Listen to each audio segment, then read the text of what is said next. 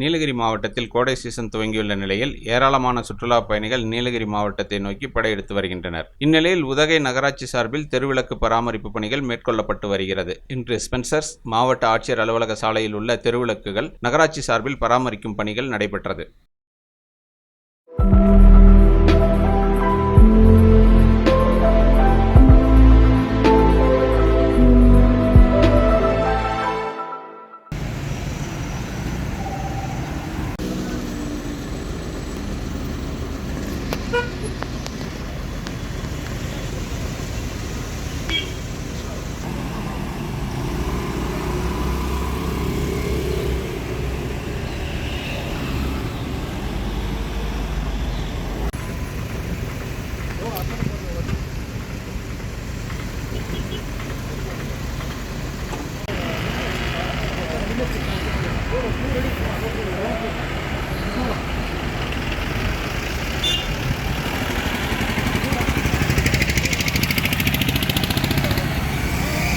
ராகம் TV YouTube பக்கத்தை subscribe செய்யுங்கள்.